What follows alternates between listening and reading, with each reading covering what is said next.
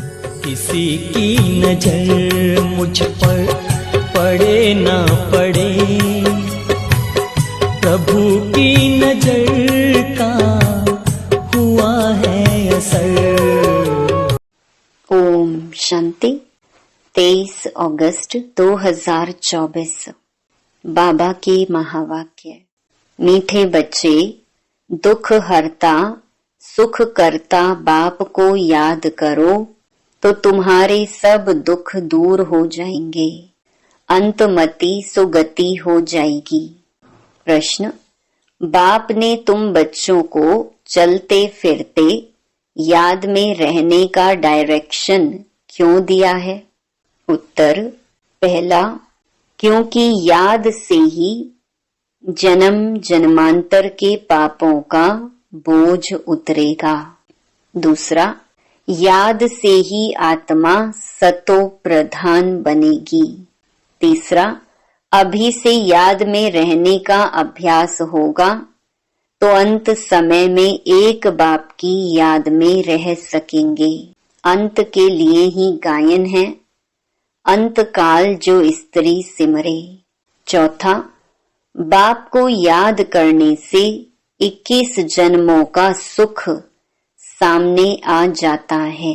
बाप जैसी मीठी चीज दुनिया में कोई नहीं। इसलिए बाप का डायरेक्शन है, बच्चे चलते फिरते मुझे ही याद करो। ओम शांति। किसकी याद में बैठे हो? यह है प्यारे ते प्यारा संबंध एक के साथ, जो सबको दुखों से छुड़ाने वाला है। बाप बच्चों को देखते हैं तो सब पाप कटते जाते हैं। आत्मा सतो प्रधान तरफ जा रही है। दुख तो अथाह है ना, गाते भी हैं दुख हरता सुख करता। अब बाप तुमको सच सच सब दुखों से छुड़ाने आए हैं। स्वर्ग में दुख का नाम निशान नहीं होता। ऐसे बाप को याद करना बहुत जरूरी है। बाप का बच्चों के प्रति प्यार होता है ना, यह तो तुम जानते हो। बाप का किन किन बच्चों पर प्यार है। बच्चों को समझाया है, अपने को आत्मा समझो, देह नहीं समझो। जो अच्छे रतन हैं वह बाप को चलते फिरते याद करते हैं। यह भी क्यों कहते हैं? क्योंकि तुम्हारा जन्म जन्मांतर से पापों का घड़ा भरा पड़ा है। तो इस याद की यात्रा से ही तुम पाप आत्मा से पुण्य आत्मा बन जाएंगे। यह भी तुम बच्चे जानते हो कि यह पुराना तन है, दुख आत्मा को ही मिलता है। शरीर को चोट लगने से आत्मा को दुख फील होता है। आत्मा कहती है, मैं रोगी दुखी हूँ।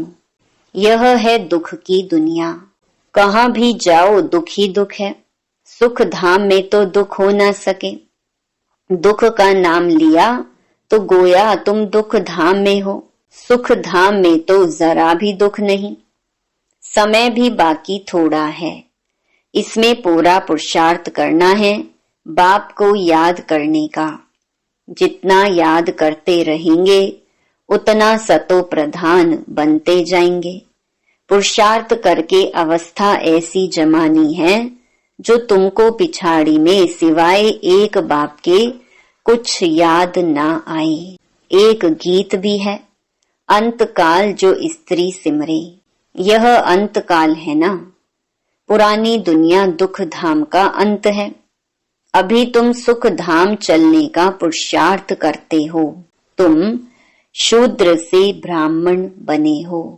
यह तो याद रहना चाहिए ना। शूद्र को है दुख, हम दुख से निकल फिर अब चोटी पर चढ़ रहे हैं। तो एक बाप को याद करना है। मोस्ट बिलवेड बाप है। उनसे मीठी चीज कौन सी होती है? आत्मा उस परम पिता परमात्मा को ही याद करती है ना। सब आत्माओं का बाप है, उनसे मीठी इस दुनिया में कोई चीज हो ना सके। इतने सब ढेर बच्चे हैं, कितने में याद आते होंगे? सेकंड में। अच्छा, सारी सृष्टि का चक्र कैसे फिरता है, वह भी तुम बच्चों की बुद्धि में अर्थ सहित है। जैसे कोई ड्रामा देखकर आते हैं, कोई पूछेंगे ड्रामा याद है? हाँ कहने से ही सारा बुद्धि में आ जाता है, शुरू से लेकर अंत तक। बाकी वह वर्णन करके सुनाने में तो समय लगेगा। बाबा बेहद का बाबा है, उसको याद करने से ही 21 जन्मों का सुख सामने आ जाता है। बाप से यह वर्षा मिलता है। सेकंड में बच्चों को बाप का वर्षा सामने आ जाता है। बच्चा पैदा हुआ, बाप जान जाते हैं वारिस ने जन्म लिया, सारी मिल्कियत याद आ जाएगी। तुम भी अकेले अलग अलग बच्चे हो, अलग अलग वर्षा मिलता है ना, अलग अलग याद करते हो। हम बेहद बाप के वारिस हैं। सतयुग में तो एक ही बच्चा होता है, वह सारी मिल्कियत का वारिस ठहरा। बच्चों को बाप मिला और विश्व का मालिक बना। सेकंड में देरी नहीं लगती। बाप कहते हैं तुम अपने को आत्मा समझो, फीमेल मत समझो। आत्मा तो बच्चा है ना। बाबा कहते हैं हमें सब बच्चे याद पड़ते हैं। आत्माएं सब भाई भाई हैं। जो भी सब धर्म वाले आते हैं वह कहते सब धर्म वाले भाई भाई हैं, परंतु समझते नहीं। अभी तुम समझते हो कि हम बाबा के मोस्ट बिलवेड बच्चे हैं। बाप से पूरा बेहद का वर्षा जरूर मिलेगा। कैसे लेंगे वह भी तुम बच्चों को सेकंड में याद आ जाता है। हम सतो प्रधान थे, फिर तमो प्रधान बने, अब फिर सतो प्रधान बनना है। तुम जानते हो बाबा से हमको स्वर्ग के सुखों का वर्षा लेना है। बाप कहते हैं अपने को आत्मा समझो। देह तो विनाशी है, आत्मा ही शरीर छोड़कर चली जाती है, फिर जाकर दूसरा नया शरीर गर्भ में लेती है। पुतला जब तैयार होता है तब आत्मा उसमें प्रवेश करती है, परंतु वह तो है रावण के वश, विकारों के वश जेल में जाते हैं। वहां तो रावण होता ही नहीं, दुख की बात ही नहीं। जब बूढ़े होते हैं तब मालूम पड़ता है अभी यह शरीर छोड़ हम दूसरे शरीर में जाकर प्रवेश करेंगे। वहां तो डर की कोई बात नहीं रहती है। यहाँ तो कितना डरते हैं, वहां निडर होते हैं। बाप तुम बच्चों को अपार सुखों में ले जाते हैं। सतयुग में अपार सुख है, कलयुग में अपार दुख है, इसलिए इसे कहते ही हैं दुख धाम। बाप तो कोई तकलीफ नहीं देते हैं। भल गृहस्थ व्यवहार में रहो, बच्चों को संभालो, सिर्फ बाप को याद करो। गुरु गोसाई सबको छोड़ो। मैं तो सब गुरुओं से बड़ा हूं ना, वह सब मेरी रचना है। सिवाय मेरे और कोई को पतित पावन नहीं कहेंगे। क्या ब्रह्मा विष्णु शंकर को पतित पावन कहेंगे? नहीं, देवताओं को भी नहीं कह सकते सिवाय मेरे। अभी तुम बच्चे गंगा को पतित पावनी कहेंगे। यह पानी की नदियां तो सदैव बहती हैं। गंगा ब्रह्मपुत्रा आदि भी तो चली आती हैं। इनमें तो स्नान करते ही रहते हैं। बरसात पड़ती तो फ्लड आ जाती है। यह भी दुख हुआ ना, अथाह दुख है। बाढ़ में देखो कितने मनुष्य मर गए। सतयुग में दुख की बात नहीं। जानवरों को भी दुख नहीं होता है, उनकी भी अकाले मृत्यु नहीं होती। यह ड्रामा ही ऐसे बना हुआ है। भक्ति में गाते हैं बाबा आप जब आएंगे तो हम आपके ही बनेंगे। आते तो है ना, दुख धाम के अंत और सुख धाम के आदि के बीच में ही आएंगे, परंतु यह किसको पता नहीं। सृष्टि की आयु कितनी होती है यह भी नहीं जानते। बाप कितना सहज बतलाते हैं। आगे तुम जानते थे क्या कि सृष्टि चक्र की आयु 5000 वर्ष है? वह तो लाखों वर्ष कह देते हैं। अभी बाप ने समझाया है 1250 वर्ष का हर युग होता है। स्वास्तिका में पूरे 4 भाग होते दिखाते हैं, जरा भी फर्क नहीं होता। विवेक भी कहता है एक्यूरेट हिसाब होना चाहिए। पूरी में भी चावल का हांडा चढ़ाते हैं तो पूरे 4 हिस्से आपे ही हो जाते हैं। ऐसी युक्ति बनाई हुई है। वहां चावल बहुत खाते हैं, जगन्नाथ कहो व श्रीनाथ कहो बात एक ही है, दोनों ही काले दिखाते हैं। श्रीनाथ के मंदिर में घी के भंडार होते हैं, सब घी की तली हुई अच्छी अच्छी चीजें मिलती हैं। बाहर में दुकान लग जाते हैं, कितना भोग लगता होगा। सब यात्री जाकर दुकानदारों से लेते हैं। जगन्नाथ में फिर चावल ही चावल होते हैं। वह जगतनाथ, वह श्रीनाथ सुख धाम और दुख धाम को दिखाते हैं। श्रीनाथ सुख धाम का था, वह दुख धाम का। काले तो इस समय बन गए हैं काम चिता पर चढ़कर। जगन्नाथ को सिर्फ चावल का भोग लगाते हैं। इनको गरीब उनको साहूकार दिखाते हैं। ज्ञान का सागर एक बाप ही है। भक्ति को कहा जाता है अज्ञान, उनसे कुछ मिलता नहीं। वहां सिर्फ गुरु लोगों की आमदनी बहुत होती। होशियार होगा, उनसे कोई सीखेगा तो वह कहेंगे यह हमारा गुरु है, उसने हमको यह सिखाया है। वह सब जिस्मानी हैं, जन्म लेने वाले। अभी तुम्हारे साथ कौन है? विचित्र बाप। वह कहते हैं यह मेरा शरीर नहीं है, यह तुम्हारे इस दादा का शरीर है जिसने पूरे 84 जन्म लिए हैं। इनके बहुत जन्मों के अंत में मैं इसमें प्रवेश होता हूँ। तुमको सुख धाम ले जाने, इसको गौमुख भी कह देते हैं। गौमुख पर कितना दूर दूर से आते हैं। यहाँ भी गौमुख है। पहाड़ से पानी तो जरूर आएगा। कुएं में भी रोज रोज पानी पहाड़ से आता है, वह कभी बंद नहीं होता। पानी आता ही रहता है। कहाँ से भी नाला निकला तो उनको गंगा जल कह देंगे। वहां जाकर स्नान करते हैं, गंगा जल समझते हैं, लेकिन पतित से पावन इस पानी से थोड़े ही बनेंगे। बाप कहते हैं पतित पावन मैं हूँ। हे आत्माएं, माँ में कम याद करो। देह सहित देह के सभी संबंध छोड़ अपने को आत्मा समझकर मुझे याद करो तो तुम्हारे जन्म जन्मांतर के पाप भस्म हो जाएं। बाप तुमको जन्म जन्मांतर के पापों से छुड़ाते हैं। इस समय तो दुनिया में सभी पाप करते रहते हैं, कर्म भोग है ना।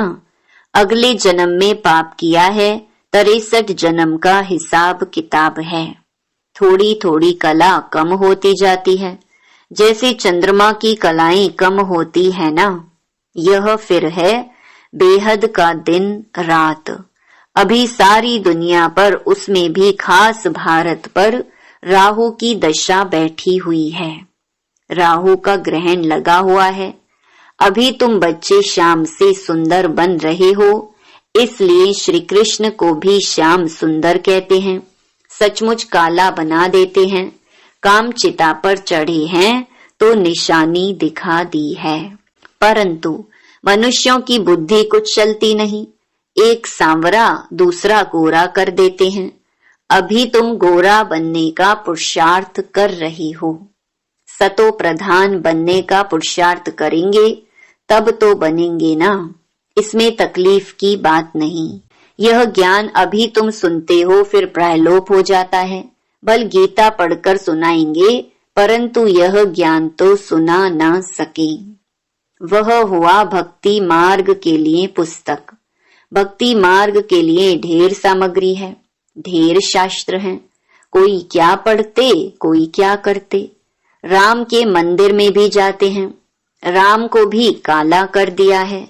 विचार करना चाहिए कि काला क्यों बनाते हैं। काली कलकत्ते वाली भी है, माँ माँ कह हैरान होते हैं। सबसे काली वह है और बहुत भयानक दिखाते हैं। उनको फिर माता कहते हैं। तुम्हारे यह ज्ञान बाण, ज्ञान कटारी आदि हैं, तो उन्होंने फिर हथियार दे दिए हैं। वास्तव में काली पर पहले मनुष्यों की बलि चढ़ाते थे, अभी गवर्नमेंट ने बंद कर दिया है। आगे सिंध में देवी का मंदिर नहीं था। जब बॉम्ब फटा तो एक ब्राह्मण बोला, काली ने हमें आवाज दिया है, हमारा मंदिर है नहीं, जल्दी बनाओ नहीं तो और भी बम फटेंगे। बस ढेर पैसे इकट्ठे हो गए, मंदिर बन गया। अभी देखो ढेर मंदिर हैं, कितनी जगह भटकते हैं। बाप तुमको इन सब बातों से छुड़ाने के लिए समझाते हैं, किसकी ग्लानि नहीं करते हैं। बाप ड्रामा समझाते हैं, यह सृष्टि चक्र कैसे बना हुआ है। जो कुछ तुमने देखा वह फिर होगा, जो चीज नहीं है वह बनती है। तुम समझ गए हो हमारा राज्य था, वह हमने गंवाया है। अब फिर बाप कहते हैं, बच्चे नर से नारायण बनना है तो पुरुषार्थ करो। भक्ति मार्ग में तुम बहुत कथाएं सुनते आए हो। अमर कथा सुनी फिर कोई अमर बने। किसको ज्ञान का तीसरा नेत्र मिला। यह बाप बैठकर समझाते हैं, इन आंखों से कुछ भी इविल ना देखो। सिविल आंखों से देखो, क्रिमिनल से नहीं। इस पुरानी दुनिया को ना देखो, यह तो खलास हो जानी है। बाप कहते हैं, मीठे मीठे बच्चों, हम तुमको राज्य देकर जाते हैं 21 जन्म के लिए। वहां और कोई का राज्य होता नहीं, दुख का नाम नहीं। तुम बड़े सुखी और धनवान होते हो। यहाँ तो मनुष्य कितना भूख मरते रहते हैं। वहां तो सारे विश्व में तुम राज्य करते हो। कितनी थोड़ी जमीन चाहिए, छोटा बगीचा फिर वृद्धि होते होते कलयुग अंत तक कितना बड़ा हो जाता है। और 5 विकारों की प्रवेशता के कारण वह कांटों का जंगल बन जाता है। बाप कहते हैं, काम महाशत्रु है, इनसे तुम आदि मध्य अंत दुख पाते हो। ज्ञान और भक्ति को भी अब तुमने समझा है। विनाश सामने खड़ा है, इसलिए अब जल्दी जल्दी पुरुषार्थ करना है, नहीं तो पाप भस्म नहीं होंगे। बाप की याद से ही पाप कटेंगे। पतित पावन एक बाप ही है। कल्प पहले जिन्होंने पुरुषार्थ किया है वह करके ही दिखाएंगे। ठंडे मत बनो, सिवाय एक बाप के और कोई को याद ना करो। सब दुख देने वाले हैं। जो सदा सुख देने वाला है उनको याद रखो, इसमें गफलत नहीं करनी है। याद नहीं करेंगे तो पावन कैसे बनेंगे। अच्छा, मीठे मीठे सिकी लधे बच्चों प्रति माता पिता बाप दादा का याद प्यार और गुड मॉर्निंग। रूहानी बाप की रूहानी बच्चों को नमस्ते। धारणा के लिए मुख्य सार। पहला, इन आंखों से इविल बुरा नहीं देखना है। बाप ने जो ज्ञान का तीसरा नेत्र दिया है उस सिविल नेत्र से ही देखना है। सतो प्रधान बनने का पूरा पुरुषार्थ करना है। दूसरा, गृहस्थ व्यवहार को संभालते हुए प्यारी चीज बाप को याद करना है। अवस्था ऐसी जमानी है जो अंत काल में एक बाप के सिवाय दूसरा कुछ भी याद ना आए। वरदान, अपनी श्रेष्ठ वृत्ति द्वारा विश्व का वातावरण परिवर्तन करने वाले आधार मूर्त भव। आप बच्चे सिर्फ अपने जीवन के लिए आधार नहीं हो, लेकिन विश्व की सर्व आत्माओं के आधार मूर्त हो। आपकी श्रेष्ठ वृत्ति से विश्व का वातावरण परिवर्तन हो रहा है। आपकी पवित्र दृष्टि से विश्व की आत्माएं और प्रकृति दोनों पवित्र बन रही हैं। दृष्टि से सृष्टि बदल रही है। आपके श्रेष्ठ कर्मों से श्रेष्ठाचारी दुनिया बन रही है। अभी जब आप इतनी बड़ी जिम्मेवारी के ताजधारी बनते हो, तब भविष्य में ताज तख्त मिलता है। स्लोगन, सर्वशक्तिमान बाप को अपना साथी बना लो तो कोई भी विघ्न आपको रोक नहीं सकता। ओम शांति।